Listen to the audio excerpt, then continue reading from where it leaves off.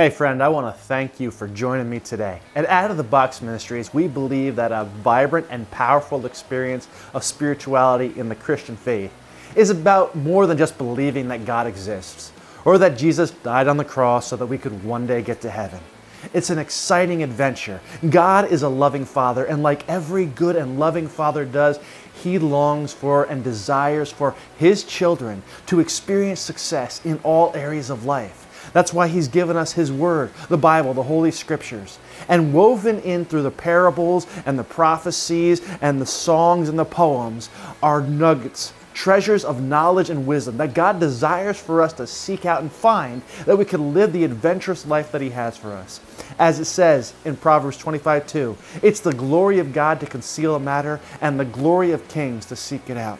And yet the Bible can be difficult to understand at times. Of course, the basic theme and the idea, John 3:16, for God so loved the world that He gave His one and only Son, that whoever would believe in Him should not perish but have everlasting life, is something that even a child can understand.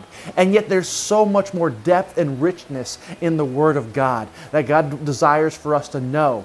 And that's why at Out of the Box, we take these principles. We do the work of meditating on, studying the world around us in order to bring them to you so that you can take these applicable principles, apply them to your life, and experience the abundance that God has for you. Not just for your own enjoyment, but also to be a light and a witness to the world of God's goodness. Today, we're going to talk about having a balanced faith and really what it means to be centered on Jesus Christ. Learning that there are ways in which we can know and identify what the central point of the gospel is, and that how the Bible gives us tools in order to stay balanced, and when to know when we're actually getting that place where we need to be, where God longs for us to be in the center of His will. Before we get into that, I want to give a shout out this week, and this week's shout out goes to Jeanette. Jeanette, thank you so much for all that you do, your encouragement and your prayers.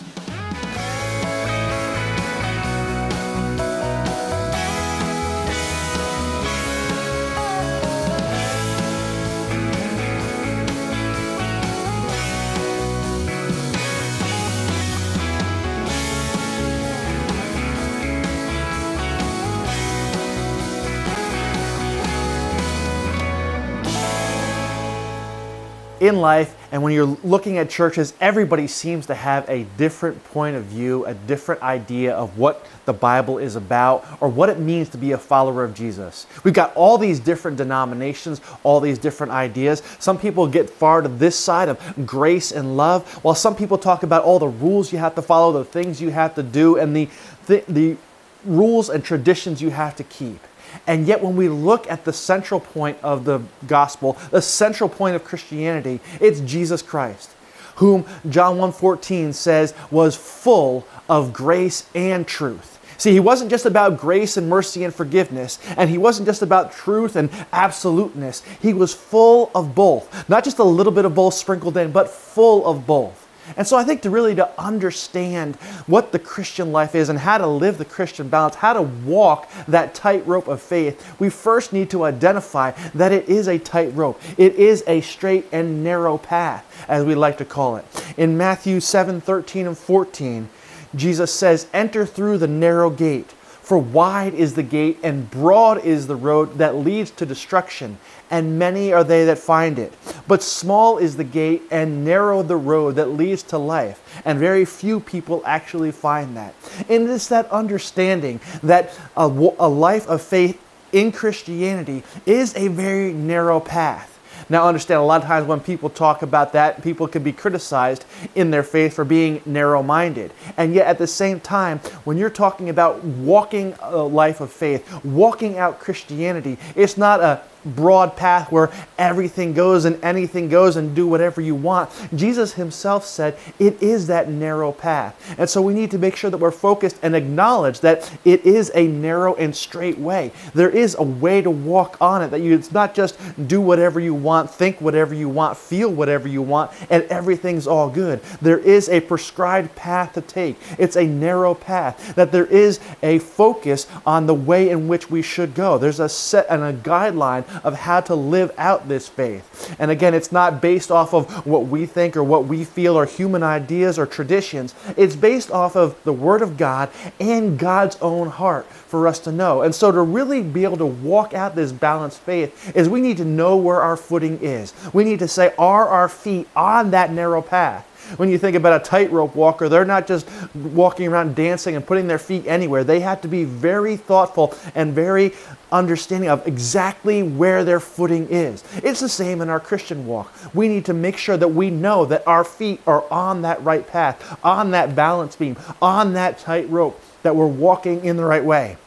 That's why Peter says in 1 Peter 2:10, be diligent, make every effort to make your calling and election sure, because if you do that, you will not stumble. Peter's saying, listen, there is a life that you are called to, a life that we're called to live as Christians. And so we are to be diligent, to make every effort, to make sure that our feet are on the right path, that we have that calling, okay, we're being called to walk in a certain way, with a certain lifestyle, to make sure that we know where we're going, where we're supposed to be. Because if you do that, Peter says, you will not stumble. And again, it's not just do whatever you want. It's not an easy path, but it's a focused and being intentional. I love what Peter says. He says, be diligent. Because this idea of Christianity is not just, okay, one day I said a prayer and occasionally I went to church, but it's a daily step-by-step thing. Again, thinking about that tightrope walker, when they walk, each step has to be calculated. Each step has to be intentional. Each step has to be careful. And that's where we need to be if we're going to have that balanced Christian life. And so we need to first identify that life of Christianity, that life of faith is that narrow road. We need to be careful and understand where our feet are supposed to be so that we can stay on that path that's moving us forward, moving us to higher levels, moving us towards God. But once we do that, we also have to realize that even as that tightrope walker has certain tools that assist them, we need to make sure that we get the right kind of tools in our life. Have you ever watched a tightrope walker? A lot of times they have that pole that they carry. Now, I always thought maybe it was just something to make it look better, but actually that is a tool that helps the tightrope walker maintain balance. It's really in the laws of physics. It helps with their rotational inertia, if you know much about physics. But basically, when you understand that pole actually stretches out in both directions. You see, if you have some weight going out to your right, it'll make it harder for you to fall off to the left. And if you have weight going out to the left, it's harder for you to fall off to the right. So having a little bit of weight extended in both directions keeps your center more stable as you're walking. And in the Bible, Jesus has actually given us a similar type of tool.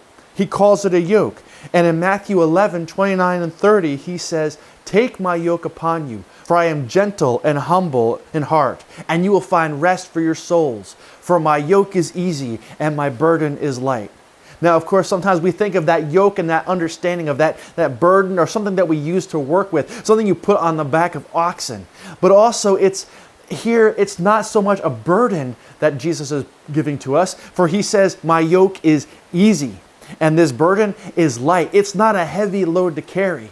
And so sometimes we think about the rules and the formulas and the principles in the Bible as something, oh, God's just trying to steal all our fun, God's just trying to not let us have any fun and give us all this work to do. But in actuality, when we start to understand the heart of God, we realize that yoke that he's calling us to carry is not something that's a heavy burden, not something that we have to work, but it's actually a tool to assist us, to help us stay balanced. And Jesus says, when you take this tool, you will find rest for your souls. The beauty of taking this lifestyle of Jesus upon us, it gives us that balance. It's a little bit of weight, but not the weight that kind of weighs us down, the weight that balances us out. In fact, when that tightrope walker is walking, that pole actually helps them. So they don't have to have all the energy of trying to keep themselves on the balanced path. It's the same way in our Christian faith. When we're trying to go at it all on our own without that tool of the yoke of Jesus to assist us, it's all in our own strength and our own energy trying to stay in that center path. But when we allow ourselves to do what Jesus has commanded wanted us to take His yoke upon us. It actually is a tool that we're handed that helps us stay balanced with less of our own effort. Be able to stay in the yoke with Jesus. And Jesus says when we're in that yoke with Him, it's easier to walk out the faith. When we have something on both sides of us kind of holding us up and keeping us more stable, more balanced as we continue to walk out that faith. But it's also that understanding of what do we have in that. We need to make sure that each side has a little bit of weight. Now, there are two main things I think we really need to understand in having that balanced faith. It's on one side having love, and on the other side having the laws of Christ. And so sometimes we can say, oh yeah, God is all about love, love, love, and everything's good and mercy and grace. And that is true. God is loving and He calls us to love. For God so loved you that He gave His one and only Son. And God calls us to love. He says, greater things can no one do than this, than love their neighbor. Love your neighbor as yourself. But at the same time, having all this love and grace without having that strictness, that truth, is leading an unbalanced life. Because if you really love someone, you're going to tell them the truth. You're going to say, hey, there's a way to live which is beneficial. You're not just going to let that person do whatever they want. There are certain guardrails. And so we have the law that God gives us a prescribed way that if you want to experience blessing, these are the things you should avoid and these are the things that you should do. And so whether you're trying to figure out how to live your own life or the church that you want to be a part of, you need to understand this. I love what it says in Philippians 2:12 and 13. And it talks about working out our salvation. It says, work out your own salvation with fear and trembling. For it is God who works in you, both to will and to do what pleases Him. And so it's that understanding that we have that love. Yes, we're called to love God and love others, but at the same time put in the work and with fear and with trembling, with a deep reverence and awe and respect for God's commands and His ways of living. And when we're going to work out our salvation, we need to have both the love and the grace as well as the fear and the trembling, the reverent respect for God. Because if we treat God as just, oh, it's not a big deal, it's whatever, we have no really deep love. The truth of the matter is, if you're really going to love, you're going to have a respect. Now, the Bible talks about this and having fear of God and not having a fear of God in 1 John 4:18. And it says, there is no fear in love because perfect love casts out fear. Yet at the same time, that's talking about a terror. God doesn't want you to be terrified of Him and like you're running from Him. But every good and true and pure love will have a deep reverence, a respect for another person.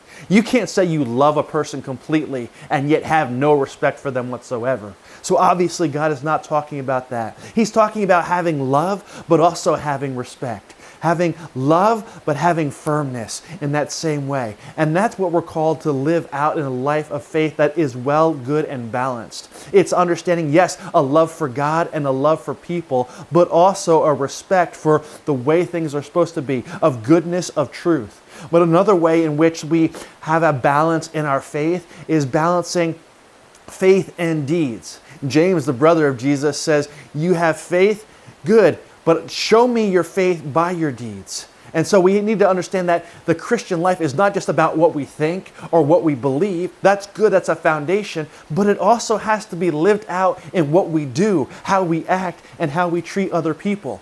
A lot of times what people think is, oh, faith is just something that we think in the back of our mind. It's just an opinion that we have. But to really have a true and balanced faith, you have to have an opinion, you have to have a conviction, you have to have a belief, and you have to have an understanding. But at the same time, you need to be doing the works. You need to be living it out. You need to be actively pursuing something. You need to be following God's commands and doing the things that God calls us to do. James says, if you love someone and say, oh, go and be well, but you don't give them something to eat or something to drink or clothes to put on their back, what good are you really doing? It's just an empty sentiment. And there's a lot of people, even in the way that they live and think, they may argue, they may debate, they may talk about the things of religion and faith and goodness, but if they're not actually backing it up with works, with deeds, with actions, then they're not living out the truth of the gospel. Jesus talks about that in Matthew 5:16. When he talks about, he says, let your light so shine before men that they would see Not just what the words you say, not just the things you think, but your good deeds, and glorify your Father in heaven.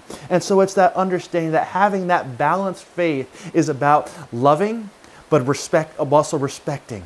It's about believing, but also doing. And we need to have that. Now, of course, how do you know when you actually get to that point of living and walking out the balanced faith? Well, I love what Jesus tells us in Matthew 11:16 through 19. When he was talking to the people around him, and he says, "To what can I compare this generation? You are like children singing in the marketplace, calling out to others, 'We played the pipe for you and you did not dance. We sang for you a dirge and you did not mourn.'" He said, "John the Baptist came neither drinking nor eating, and they said he has a demon. And the Son of Man," that's what Jesus referred to himself as, said, "The Son of Man came eating and drinking, and they said he is a glutton and a drunkard, a friend of tax collectors and sinners. But wisdom is proved right by her deeds." And so Jesus was basically saying that in his life and in his ministry, his cousin went and had a certain way of ministering to people, and he did so with much sacrifice and did so very piously. And people said, "Oh yeah, that's not the way Christianity is. That's not the way true religion is supposed to be." And then Jesus came and he spent time celebrating. He went to feasts, he went to parties, he enjoyed time with kids. And people said, "Oh, that's not real faith. That's not how you're supposed to live." And I started to realize as I was listening to this conversation of Jesus, it's when you get to that balanced place, you have a bit of both. You have the fasting and the feasting. You have the joy, but you have the reverence. Then you can expect that you're going to get criticized from both sides. When you're really centered on Christ, you're going to find a little bit of criticism on either side. You're going to have people swinging the pendulum saying you should be more this or you should be more that. And we've seen a lot of this, that in our political realm, if you don't speak loud enough on a certain topic, you're not really in the right place. Or if you're not really against this or really for that. But to be centered on Jesus Christ, to be centered on the gospel, is to be that balance. You're going to have a balance of resistance, but that's good because that will help keep you aligned where you need to be. It'll keep those guardrails up. It won't be a place of total comfort, but it'll be a place where you are in the right place. And we have these words of encouragement found in Hebrews. It says, "Run your race with endurance, with perseverance, casting off everything that weighs you down and fixing your eyes on Jesus, the author, the finisher, and perfecter of our faith." Because the secret is, if you're going to walk that tightrope of faith, if you're going to stay balanced, you can't be looking down, because that's what's going to make you fall. You can't be looking to the left or to the right. If you really want to stay on that straight and narrow path, you need to keep your eyes fixed on Jesus, the goal, the author, the perfecter of your faith, the one you are pursuing and trying to follow. And if you've ever noticed trying to walk and do a balance, the best way to stay balanced and to stay upright and to stay mobile and moving forward is to keep your eyes completely fixed on what's right in front of you, right where you're going, your goal, your focus. And that's what it needs to be. And that's what God calls us to do. We don't have to look to this opinion, to that opinion, to this political party or that ideal. We look straight ahead at Jesus, and that way we were guaranteed to live and walk out a balanced faith in the way that God has called us to. Well, I want to thank you for joining me today. I hope that this message has given you something to think about, challenged you, inspired you, and encouraged you to live the kind of life that God calls you to live. As always, until next time, remember, Jesus loves you, and so do I.